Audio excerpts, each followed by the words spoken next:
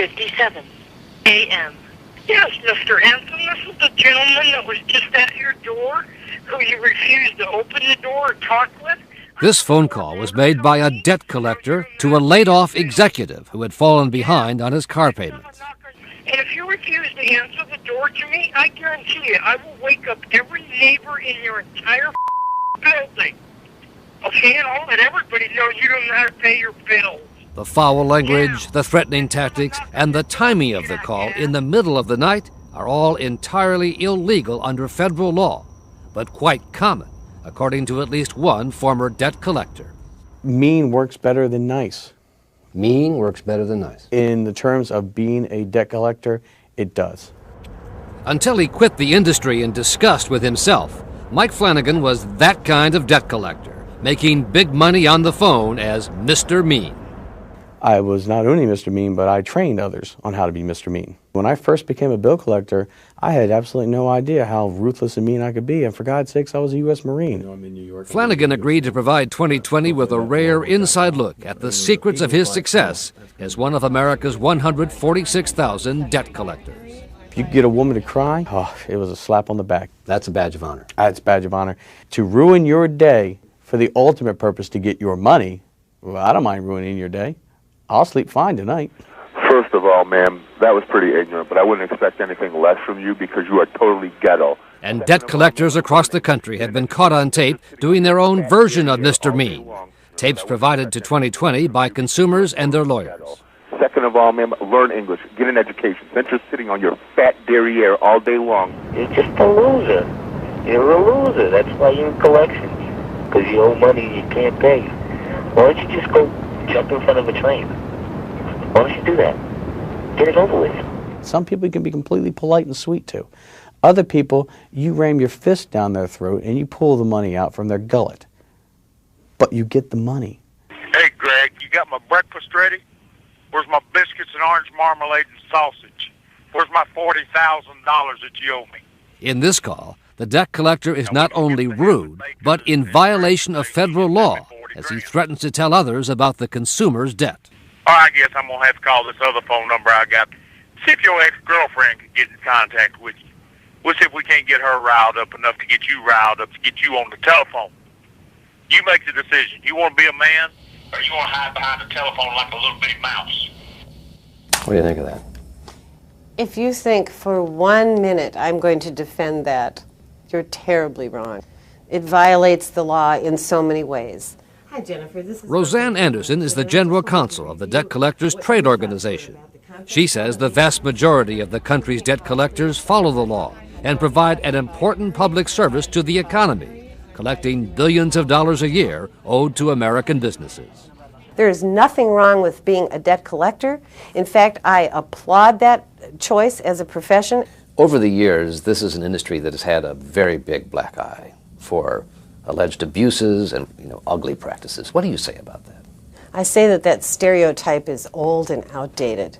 Yet the most recent report by the Federal Trade Commission, which regulates the industry, found the number of consumer complaints had jumped 14% to a record level. I need you to stop calling my dog. No, I'm not. Because I'm not going to do that. Because Among the most frequent complaints, the illegal practice of calling consumers' workplaces to reveal the debt to others. Do not call me at work. Call me at home. You call me 7 times. You have called me 7 times at once. We'll take the proper steps and I'll work out with your employer. I won't call you no more. I'll speak with the payroll department. You have anything else to say? If you do that, you will get me fired. Whatever the case might be, if you can feel it, what do I care? You're not paying the bill anyway. There are also thousands of complaints about debt collectors threatening dire consequences, falsely implying consumers have committed a crime. Because I'll put your ass in jail. Another violation of federal law. Do you want to go to the big house? The what? Big house. That's what they call prison in America. Am I going to be arrested for this? Of course you will. I will? Of course you will. But the most common complaint involves the kind of thing that left Loida Riptos of Minnesota in tears, trying to collect from someone who does not legally owe the money. I don't want to pay a debt which is not mine. Even after she filed a police report about a case of identity theft, debt collectors continued to hound her, to pay a $1,200 credit card bill for an account someone else had opened in her name. You know, they keep on calling me and saying, After you filed the police report? Yeah, after they file a police report, they keep on calling me and try to get that money. 6 other companies had stopped their collection efforts, but not Apex Financial and its collector, Mel Barrero. I didn't call you to go through this whole ordeal all over again. What are you? Are you gonna I am the guy who's going to end your life. That's who I am. End my life? What? Are you gonna kill me? No, ma'am. You have no right to tell me that you're gonna end I my have every life. right to tell you that. Like, I was just like, you know, scared. Has any man ever talked to you like that before? No, never. I mean, no, never. Never. This building in Tempe, Arizona, is the Apex Financial Calling Center where Barrero worked. We tracked Barrero down here in Phoenix, and he promised to meet us in this parking lot to tell us his side of the story, but he never showed up. On the phone, he said, the abusive phone call was the result of pressure that he was under from Apex to meet his weekly quota of collections. Persistence breaks resistance. These collectors want to get paid. They're paid on a commission, they're paid on a percentage. Minnesota lawyer Pete Berry has made a career out of going after debt collectors and now represents Loida Riptos. She's become a victim and has been re-victimized by a creditor that really has just gone wild. You've got to be tough sometimes, don't you, to get that money paid? People should pay their debts, and debt collectors have a right to be persistent.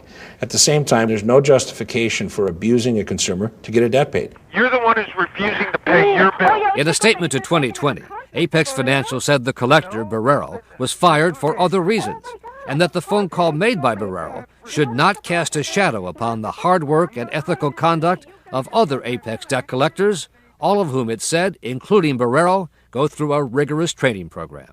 A good debt collector, his or her job is to help find a solution. But for the consumers, they're not really their friends.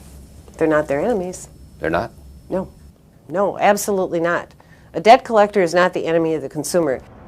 But Mike Flanagan says as a debt collector, he viewed himself as the consumer's worst enemy, until one day when he tried to contact a debtor and got her sister on the phone instead. And the woman says to me, well, why are you calling? I said, it's not your business.